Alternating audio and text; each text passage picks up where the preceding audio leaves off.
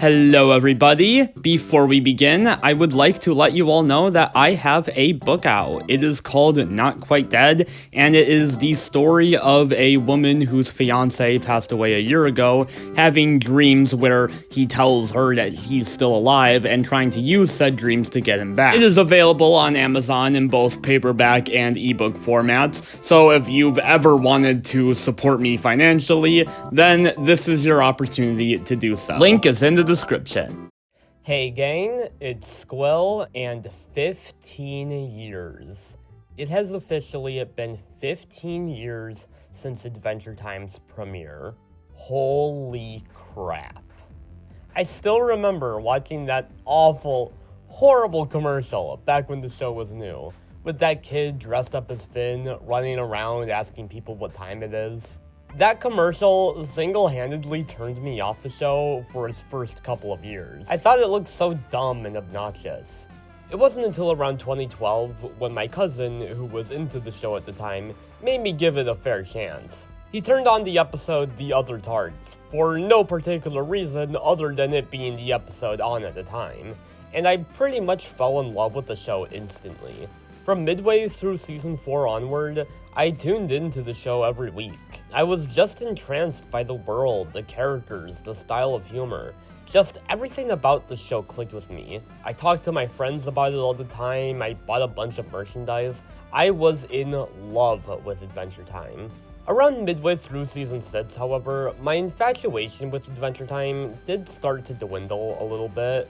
That season kinda lost me with how abstract and philosophical a lot of its episodes were.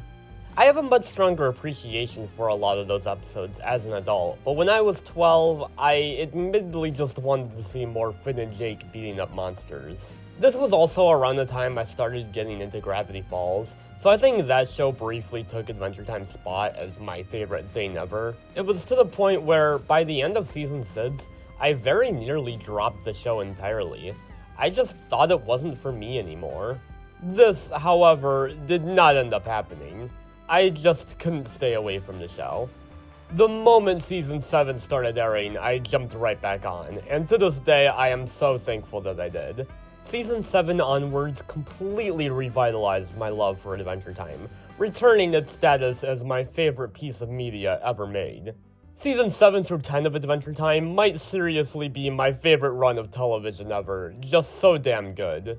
And despite Adventure Time being cancelled at season 10, the franchise is still going strong with 2 spin-offs under its belt, with one of them gearing up for a second season sometime this year, 2 upcoming spin-offs, and a movie. Us Adventure Time fans sure are eating good. For Adventure Time's 15-year anniversary, I wanted to celebrate what makes the show so special to me. A more personal video than I usually make. This is what Adventure Time means to me. The way in which Adventure Time tells its stories is very unique compared to most other shows. It's not abnormal for an animated kids show to consist of mostly 11-minute episodes.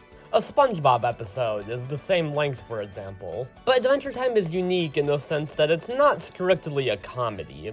A SpongeBob episode really only needs to be funny to be good, whereas Adventure Time needs to develop a strong story and arc for its characters in such a short amount of time. Because of this, the show really can't waste any time. Pretty much everything that happens in an episode is important.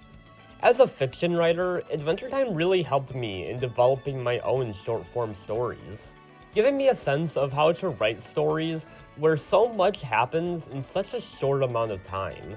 An Adventure Time episode is a lot like a good poem, in the sense that while they are short, they are absolutely rich with the themes and ideas they are getting across. And it's not just short-form storytelling that Adventure Time thrives in, because if anything, Adventure Time is such a perfect mix of episodic and serialized storytelling. There are so many ongoing threads and plot lines that intersect with each other.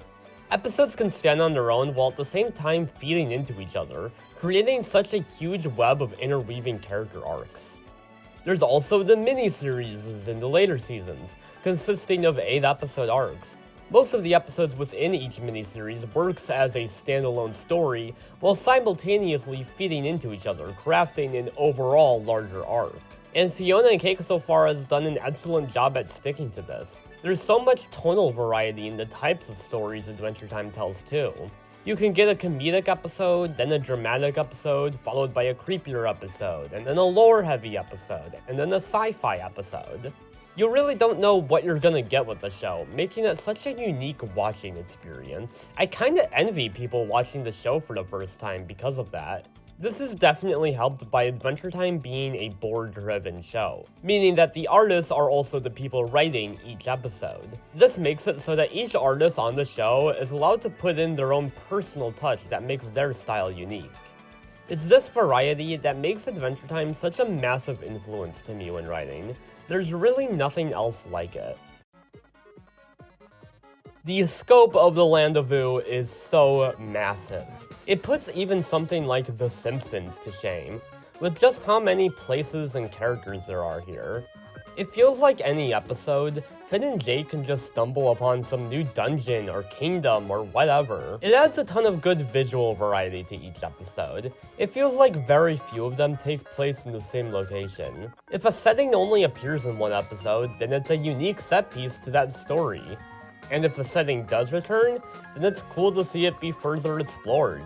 It's this variety in settings that makes the world of Adventure Time so evergreen. There will always be new stories to tell since there are so many places left unexplored. And even better than that is the amount of characters there are to fill up this world, each with their own personal stories and ongoing arcs. Because of how many characters there are, it's virtually impossible to watch the show without getting attached to at least one of them, and plenty of them are perfectly capable of carrying their own episodes. Of course, the downside to this is that some characters do get more time in the spotlight than others, but that sort of thing comes with the territory when a show has this much of an expansive cast. It's this variety in characters and settings that really sparks the imagination, especially when you're a kid. Thinking about what other places there are in Ooo left unexplored, how many people we just haven't met yet, what characters have and haven't interacted yet, what characters get up to when they're not on screen. It's a world that's constantly evolving and expanding. It makes for such a dynamic watching experience. I think everyone has their piece of escapist media, that show, book, movie, or video game you go to when you just need a break from all of life's troubles. That piece of comfort media that's always there for you when you need it. Adventure Time is that comfort show for me. I've always had friends growing up. I don't really consider myself a lonely person, but there has always been something different about me. Whether it's my likely undiagnosed autism making it hard for me to relate to others, or my queerness making me feel like I just don't fit in with the people around me. There's always been some sort of barrier between myself and others. So when I watch Adventure Time, it's not just a fun cartoon that I like. I feel like I'm around people who get me. There's a calm blaseity to the way the characters interact in Adventure Time that just really speaks to me. There's something so casual about the way they speak. It makes them feel like real people. It feels familiar to how I interact with the world, taking in the little things of my day-to-day life. There's also a level of queerness to Adventure Time that goes far beyond actual LGBT characters like Princess Bubblegum and Marceline. It's a world that feels like anyone can just be whoever they want, where gender norms just aren't a thing, where people are just free to be who they are without fear of judgment. And of course, on top of that is the fun fantasy and world-building element, which I've already discussed. Adventure Time presents an almost idealized version of the world we live in. A world where simply finding personal enjoyment and fulfillment is put above the need to be a functioning member of society. A world where people are generally looking out for each other. And every time I watch the show, I can feel myself being pulled into that world. And knowing that I can come back to it anytime I want makes navigating the far more messy and unpredictable real world just a little bit more manageable for me. Adventure Time is not a perfect show. It's messy in some places, some characters don't get enough screen time, and there are episodes I straight up don't like. But no other piece of media has had the same impact on me that Adventure Time has. It has hooked itself into my veins, and my love for the show comes out every time I write. I don't know what the future holds for Adventure Time. For all I know, maybe the franchise will run itself into the ground, to the point where everyone's just sick of it, a la the MCU. But no matter what happens, Adventure Time will always hold a very special place in my heart. It's a show that in so many ways has helped shape who I am as a person, as well as who I am as a writer. I owe a lot to Adventure Time. I don't think I'd quite have the same love of fiction without it. Happy 15th anniversary, Adventure Time, and here's to many more.